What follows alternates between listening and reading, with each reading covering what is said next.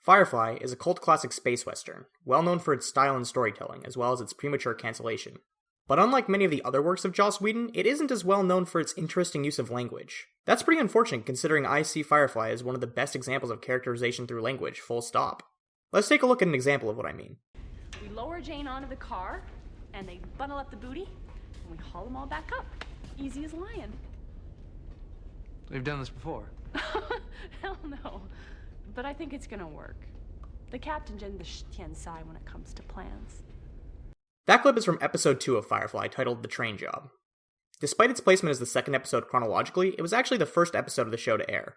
If you put on subtitles during that scene, you should see, instead of a translation. This is what you'll see every time anyone in the show slips into Mandarin, which is very often, usually 3 or 4 times an episode. This choice on the part of the showrunners that serves to tell the audience more about the world of Firefly is very deliberate, and only one of many ways language is used to define the characters of the show. But before I go into the way each individual speaks in greater detail, let's talk about why language plays such a prominent role in Firefly.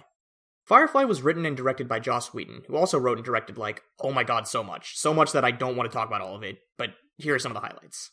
Going in order. Before Firefly, Whedon wrote and directed Buffy the Vampire Slayer and Angel, a show about teenagers fighting vampires and A Private Eye fighting vampires respectively. Both were well received and got a lot of mileage out of the snappy and witty dialogue that Whedon would become known for. Firefly then ran for 15 episodes out of order. It was prematurely cancelled, resulting in many unresolved plotlines and a lack of finality. After Firefly's cancellation and a short 4-year stint of writing The Astonishing X-Men, Whedon made a follow-up movie to Firefly named Serenity. Serenity tied off most of the plotlines with a nice tidy bow, but the reach of the plot was largely scaled up, and there are a myriad of other small differences from the show, so I'll mostly be sticking to the main series for today. After Serenity, Whedon worked on Dr. Horrible's sing-along blog, Cabin in the Woods, and the Marvel Cinematic Universe, particularly The Avengers Age of Ultron, and Agents of S.H.I.E.L.D. If Whedon was known for his dialogue before, then these works cemented his status as a master of injecting quippy dialogue into even the most serious of circumstances. I skipped several of Whedon's lesser-known projects in that rundown, but even so, the through lines of his work are clear.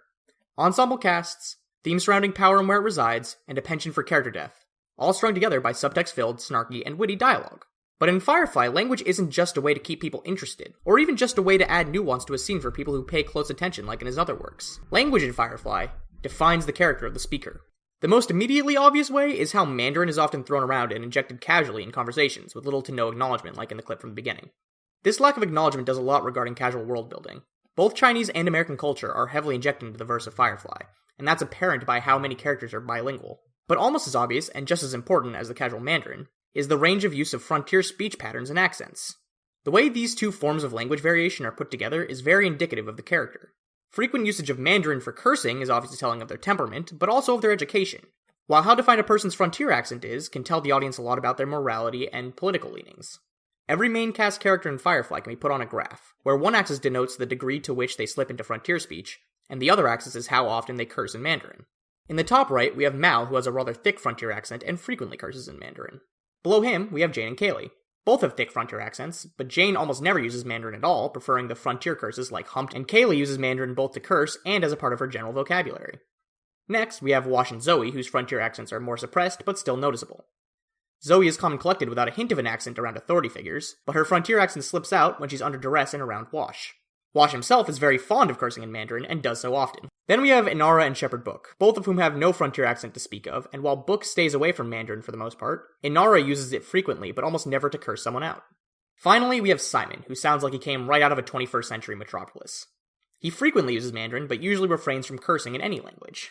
He does, however, speak Mandarin frequently to his sister River. And speaking of River, she's the most interesting of the bunch, because while her default is pretty similar to Simon's, one of her key traits is the ability to mimic accents and change around her speech patterns, which, while making it hard to place her on the graph, is an excellent indicator of her character nonetheless.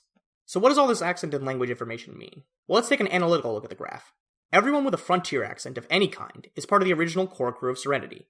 The captain, first mate, pilot, mechanic, and hired muscle all sound like they're from the world of the lawless frontier, the place where their kind of business dealings take place.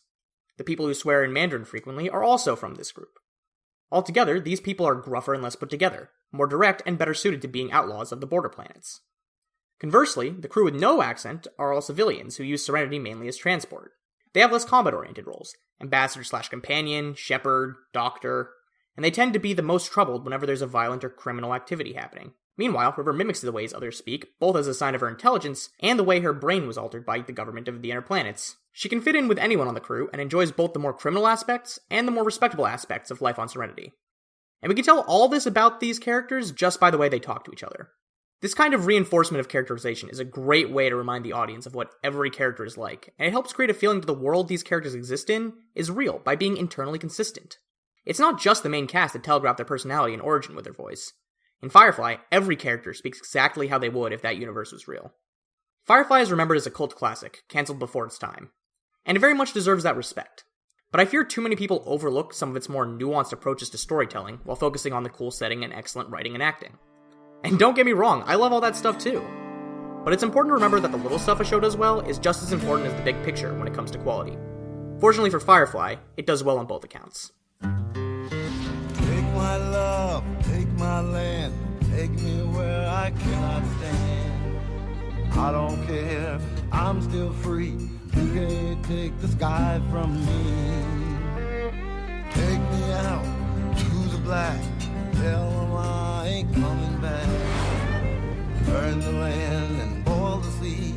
You can't take the sky from me.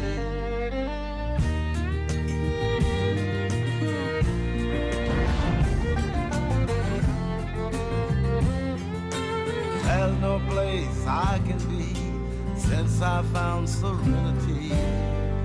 But you can't take the sky from me.